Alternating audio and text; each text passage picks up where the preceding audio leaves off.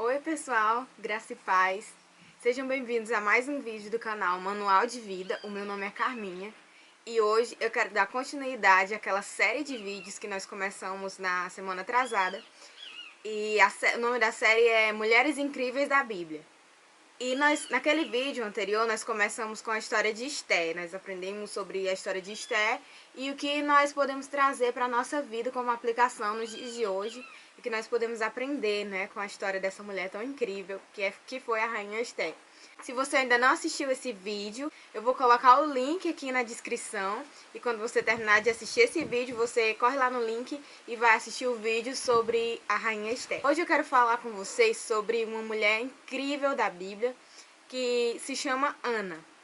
Ana, mãe do profeta Samuel. Você já ouviu falar dela? Então, Ana tem poucos relatos sobre ela na Bíblia. A história que aparece ela é pouquíssima, é breve, é rapidinho, mas é uma mulher que deixou muitas lições interessantes e importantíssimas para nós nos dias de hoje. O nome do seu marido era Eucana, só que ela não podia ter filhos.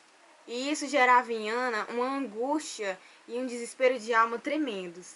Ela se sentia uma mulher desprezada por Deus, ela se sentia triste, amargurada. E isso trazia um sofrimento terrível para ela. E ela não era feliz e nem se sentia completa porque lhe faltava um filho. Isso, Ana era estéril. Uma mulher estéril é alguém que não consegue conceber, não consegue ter filhos, gerar filhos. E isso naquela época, hoje em dia já é uma grande tristeza, mas naquela época era como se fosse uma maldição. Era uma pessoa que não era amada por Deus, não era querida por Deus à vista do povo.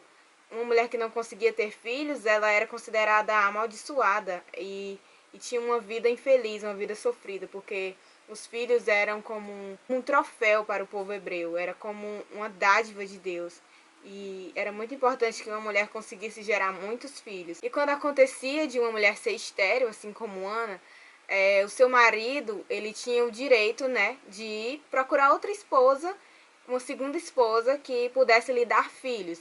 Isso aos olhos do Senhor nunca foi aceito, mas o povo tornou isso tão comum e acontecia de quando a primeira esposa era estéril, o marido podia procurar outra esposa e isso era comum lá no meio do povo. Lembrando que Deus nunca foi a favor da poligamia, tá? Isso era uma cultura do povo hebreu, embora o Senhor não aprovasse, eles faziam assim.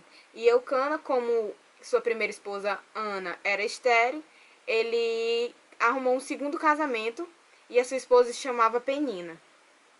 Penina essa podia gerar muitos filhos, mas ela era uma mulher maldosa, digamos assim. Ela maltratava muito Ana e fazia com que ela se sentisse mais inferior do que ela já se sentia. Ela debochava, caçoava de Ana porque ela não podia gerar e Penina podia. E isso fazia com que Ana se sentisse mais inferior ainda, mais amargurada ainda e só piorava a situação dela.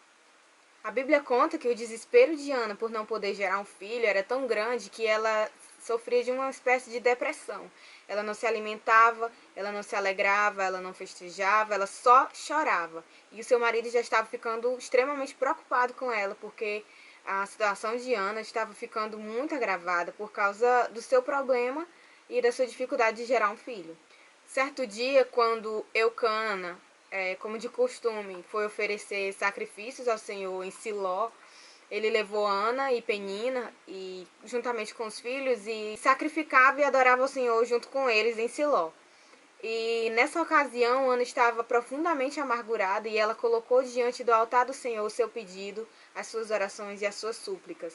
E foi lá, no altar do Senhor, em Siló, que Ana fez a sua oração mais sincera. Ela derramou o seu coração, o seu desespero diante de Deus. E foi ali que o Senhor a ouviu.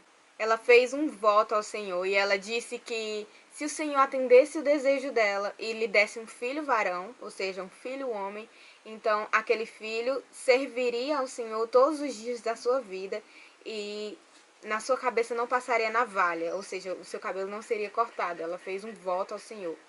E aquilo que o Senhor desse para ela, ela entregaria de volta a Deus. E foi assim que aconteceu. Passado um tempo, Ana conseguiu gerar, o Senhor se lembrou dela. E o Senhor deu a ela um filho. E esse filho se chamou Samuel. E conforme o voto que Ana tinha feito, ela cumpriu exatamente como ela tinha dito. Enquanto Samuel já não era uma criança de colo, já não mamava mais, já tinha uma certa independência, ela levou o menino para servir ao Senhor juntamente com o profeta Eli em Siló. Então ele passou a ajudar na obra de Deus, na casa de Deus, ele servia de todas as formas possíveis ao Senhor. E depois do nascimento de Samuel, Ana deu à luz a mais 5 filhos. Mas o que a gente pode tirar de aprendizado na história de Ana? O que a gente pode trazer para os nossos dias que possa ser realmente significativo para a nossa vida? A primeira coisa que eu aprendo com Ana é sobre o poder da oração, sobre o poder de colocar diante do Senhor as nossas dificuldades, os nossos desejos, os nossos pedidos, por mais impossíveis que pareçam de serem realizados. E orar não é só a gente pedir a Deus uma vez e pronto, esquecer e talvez nem se lembrar mais ou desistir daquilo que nós pedimos. Mas Ana certamente não foi só uma oração que ela fez, não foi só um dia, mas ela orou durante um tempo, certamente um tempo longo, né, diante do Senhor. Ela foi pedindo e suplicando e pedindo mais, e ela não desistiu, porque ela sabia que Deus ouviria a sua oração, porque ela sabia que quanto mais ela insistisse, mais chances ela tinha de ser atendida. Ana colocou todas as suas angústias, todos os seus desejos e anseios e a tristeza do seu coração diante do altar do Senhor. E quando ela fez aquela oração sincera e falou para Deus tudo que ela queria, tudo que ela sentia e chorou diante da presença de Deus, ela se levantou daquela oração revigorada, transformada. E a Bíblia conta que depois de ter falado com Deus, a Ana se alegrou, a sua alma se alegrou, ela começou a se alimentar, ela começou a sorrir e o seu semblante mudou. E é assim que acontece quando nós colocamos diante do Senhor os nossos fardos, o nosso pesar, aquilo que nos deixa inquietos, aquilo que nos traz tristeza. Quando nós colocamos diante do Senhor, nós conseguimos ser renovados, nós temos o renovo da nossa esperança, o renovo da nossa fé. E a palavra do Senhor, o próprio Jesus disse: vinde a mim todos os que estão cansados e sobrecarregados, e eu vos aliviarei. Tomai sobre vós o meu jugo e aprendeis de mim, porque sou manso e humilde de coração. Então o Senhor, ele pega o nosso jugo, que é pesado, que nos maltrata, que é difícil de carregar, e ele toma esse jugo e coloca sobre nós um jugo suave, um jugo leve, fácil de carregar. Então ele tira aquilo que pesa, que nos maltrata, e nos traz renovo. Foi assim que aconteceu com Ana, e é assim que acontece quando nós nos colocamos diante do Senhor. A insistência de Ana em orar por aquilo que ela queria e não desistir daquilo que era o desejo do seu coração, me faz lembrar uma parábola que o próprio Jesus contou aos seus discípulos, e ela está descrita em Lucas capítulo 18, que é a parábola do juiz Iníquo. Essa parábola conta que uma mulher, uma viúva, tinha uma causa para ser resolvida, e o juiz daquela cidade era um homem mau, um homem perverso que só pensava nele mesmo e não se importava em resolver a causa das pessoas e nem defender os pobres e as viúvas. Mas aquela mulher insistiu tanto, tanto, tanto. Todos os dias ela estava na porta daquele juiz pedindo para que ele resolvesse a sua causa. Ela insistiu tanto que ele acabou resolvendo o problema dela e acabou dando para ela uma solução que fosse boa, que resolvesse o problema dela.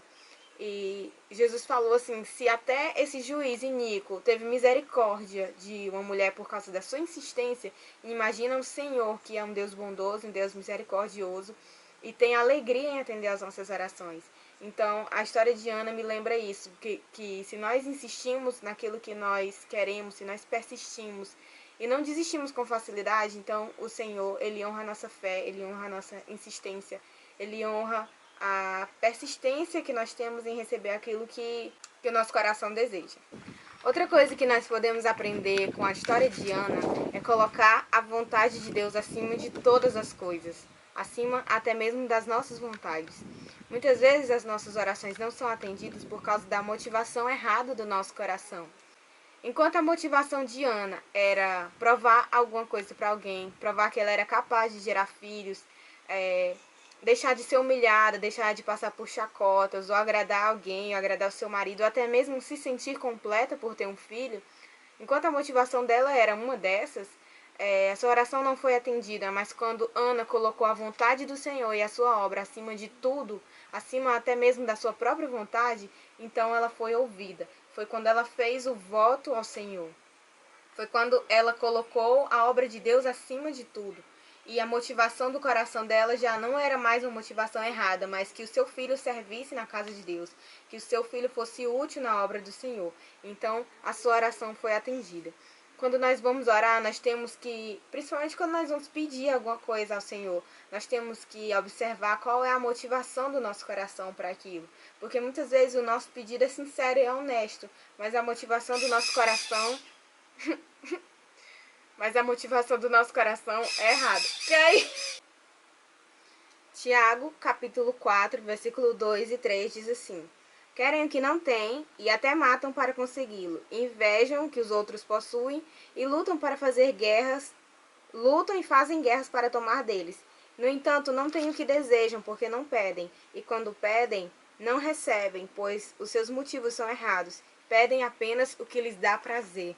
Então, nós vemos aqui a palavra do Senhor nos orientando a pedir não só o que nos dá prazer, porque a motivação do nosso coração influencia se nós vamos receber ou não aquilo que nós pedimos.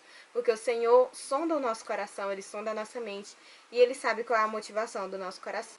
A terceira coisa que eu aprendo com Ana são as consequências da fidelidade ao Senhor. Quando Ana fez um voto a Deus dizendo que o seu filho serviria na casa do Senhor, ela cumpriu aquele voto, e logo que Samuel nasceu e foi desmamado, e ele teve uma idade adequada, ela levou ele para o santuário do Senhor em Siló, e ele foi servir juntamente com o sacerdote ali.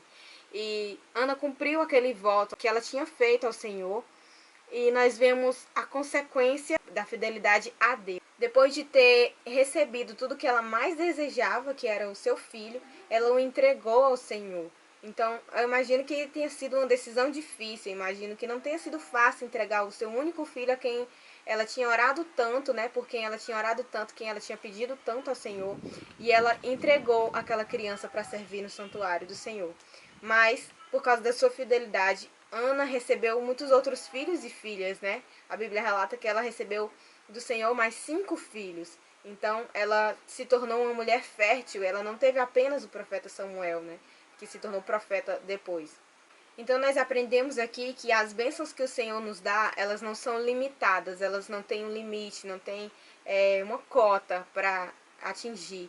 Mas o Senhor, Ele nos abençoa abundantemente. E Ele pode fazer infinitamente mais do que aquilo que nós pedimos ou pensamos. Basta que nós sejamos fiéis a Ele, basta que nós sejamos obedientes e cumpramos aquilo que nós prometemos. E quando nós orarmos, que nós sejamos insistentes, que nós realmente busquemos de todo o coração aquilo que o nosso coração deseja e que a motivação do nosso coração seja real, sincera, verdadeira e nobre diante do Senhor. São essas as 3 coisas que eu aprendo com a história de Ana. E isso traz edificação para a nossa vida nos dias de hoje. Eu espero que você tenha se identificado e que tenha gostado das 3 lições que nós tiramos da história dessa mulher incrível da Bíblia. E se você quer continuar estudando sobre o nosso manual de vida, que é onde nós aprendemos a viver bem com o nosso próximo, com Deus, então você se inscreve no canal, deixa o seu like nesse vídeo se você gostou, se você assistiu até aqui.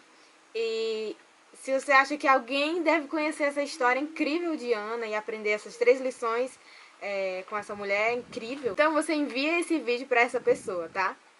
E que Deus te abençoe. E um beijo, até a próxima.